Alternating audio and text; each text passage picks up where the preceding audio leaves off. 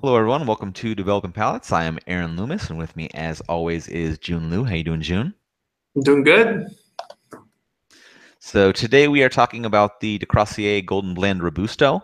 The cigar is 5.12 inches by 52 ring gauge.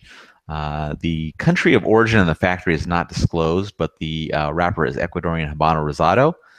Binder is Dominican Piloto Cubano, and the filler is from Costa Rica and the Dominican Republic. It's blended by Santana Diaz. Price point is $22, and cigar was released in July of 2017. So with that out of the way, June, what was your pre-light experience like? I thought it was pretty good pre-light. The oil had pretty good oil content to it. Medium brown, kind of a wrapper. Veins well pressed, seems tight. The head had a nice thick double cap to it. When I smell the wrapper, I got mineral, cedar, dry barnyard. Smelling that foot, just a nice cedar coming through, cold draw, hand cedar. So overall, I thought it was a good presented cigar. Yeah, the cap had an interesting feature because it was a twist on the top, but there was no like tail to it. It was really just like super smooth, but you got that fan look from the top of the cap. So that was pretty interesting. So go ahead and take us through your flavor experience. First third, really tasty. I mean, I had some flavors that were familiar to me, and then I had some other flavors that I typically don't get in a cigar. So very rare kind of flavors, I guess. Very nuanced, familiar mouth draw notes of like very prominent cream bread, barnyard, really balanced black pepper, really unique notes as well, such as I got just a very lush vanilla coming through. I got some dried apricots coming through as well. Retroing sharper notes of black pepper, dry nuts. Finish, it was long and lingering with cream, bread, dry wood, and a faint vanilla coming through. Strength of body on the medium side. On the second third, I felt like the cigar lost some of that complexities, such that it was namely cream bread, cedar, baking spices, and barnyard.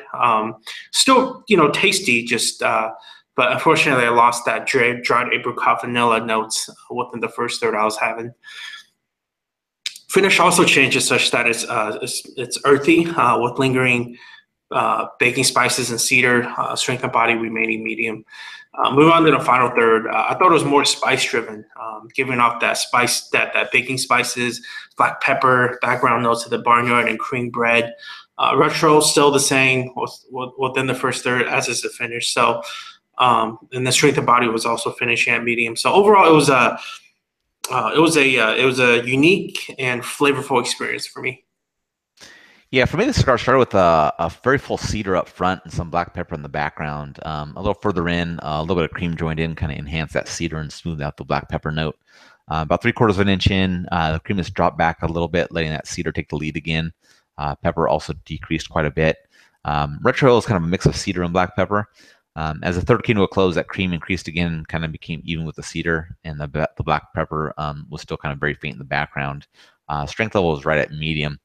Getting in the second third, the cream dropped back again, letting the cedar take front stage. Black pepper, completely left the profile at that point. Half inch in, cream again increases, evens out with the cedar. Retrohale was kind of a dry oak note. And as the third came to a close, the cedar kind of took back over while the cream was working well as a supporting note. Strength was still at the medium mark. Getting in the final third, cedar remained up front. Cream was still a supporting note. Retrohale kind of transitioned to more of a creamy oak note. Half inch in, some of that cedar transitioned to kind of just a general woody note. And a little bit of char had kind of joined in with that with the cream in the background. And then as the cigar was wrapping up, that charred wood remained up front and cream was still present in the background and strength just remained at the medium level. So for construction, what was your experience like? I thought the construction, first the good part, I guess, the draw was very good. It was a little tight, but I still, thought it was not a major issue. The major issue really came within the burn of the cigar. It was pretty disastrous. I mean, past that first third, it was all in good, but after that first third, I had to do like two full relights, and then I had to do multiple touch-ups, and the burn was jagged the whole time. So it was, the good thing about it is every time I have a cigar that has this much problems with burn, it's annoying in the sense that I constantly have to like purge it after I, relight it.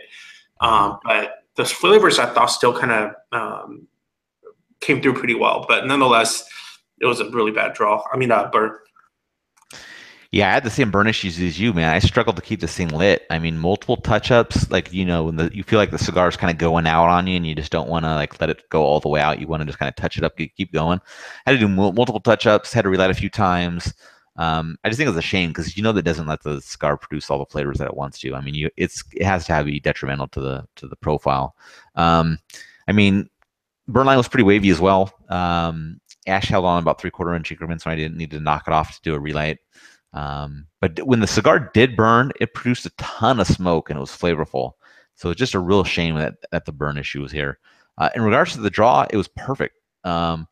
Just around resistance I like, no issues at all. It was night and day with the burn and the draw. So I found that interesting. So overall, what were your thoughts on the cigar? Um, I guess a couple of thoughts. The first thought is I really enjoy this flavor profile. Within the stuff that I've smoked from D'Crossier and kind of what Santana does, it's right up my alley. I mean, it's very nuanced, complex. It just really flavor bombs, right, and not just being overly spicy. So this is definitely at my level. But man, that bird just absolutely leveled it, and I'm a little surprised that Santana of the Santana that I do know, and how meticulous he is, Mm-hmm. that you and I both experienced such poor poor burn performance. Right. But I mean, I actually have. So this is something I didn't read up on yet, but I'm not sure if this review one that we smoked is anything like the Golden Blend that he came out with in the previous years. Do you know if it's the same thing? It's a different release. So this is a new release. I'm not sure if it's supposed to be the same blend or not. I think it is actually supposed to be a different blend, but I Huh. can't say for sure. But it's definitely a newer release of that line. Huh. Because I actually have a box of the older release cells that I bought, I think last year, Mm-hmm. of the Robusto. So exact Vitola, or very similar Vitola, I should rather say. Right. It had very similar notes as what I smoked on this review one. So Right. um, yeah, it's just that burn was just a bummer. So, but it's Yeah. still a really tasty cigar. Yeah, I think everything you said is spot on. I think the blend is fantastic. I just think that the burn is just it really creates havoc with the cigar. I mean, um, having the relights and the touch ups, it knocks down what the flavors that this cigar can provide. But when it was smoking well, it was smoking really good. So it was really just a burn issue that really just knocked this thing down. The other thing is that the price point on this is really high. I mean, $22 for almost a true Robusto kind of size. That's a steep price, and you can't have burn issues like that on a cigar like that.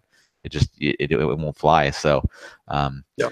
I'm hoping this is just kind of the batch that we got kind of thing, and it's not indicative of what the line's gonna the line is out kind of in the wild, and that there's a better experience. I mean, if you don't have any burn issues with this cigar, if it's up there as a very good or an amazing burn line, and the flavors can just run with what the blend's providing, I think it's going to be a really really good cigar. But I don't know. You got to find out what the construction is like on some of the other samples.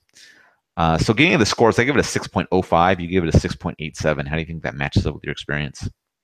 It matches up well. I mean, again, not to beat a fucking dead horse, but it's the story of a really good tasting cigar, coupled by a really shitty burn. So, Yeah.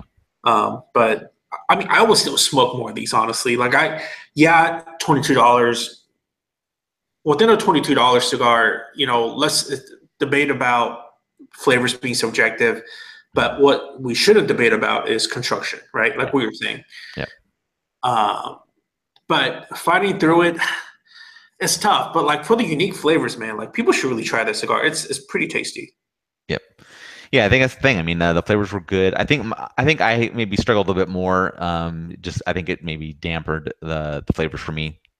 All the relates. It masked it a little bit because you know I didn't get as such a wide array of flavors as you did. I just got pretty much a lot of cedar and cream, and then just kind of varying ratios and things like that. So No, I'd really like to smoke this again and see if I got one that burned well, what it could present, because I think it could be good. So, any other final thoughts from you? Nope. All right. If you're just catching this video on YouTube, be sure to subscribe to us. But also check out the full written review on the website, developingpalates.com. Be sure to follow us on all the social media channels, Facebook, Instagram, Twitter, and Google+. And you can catch all of our review recaps on podcasts, so iTunes, Google Play, and Podbean. Thank you for tuning in, and we will catch you on the next one.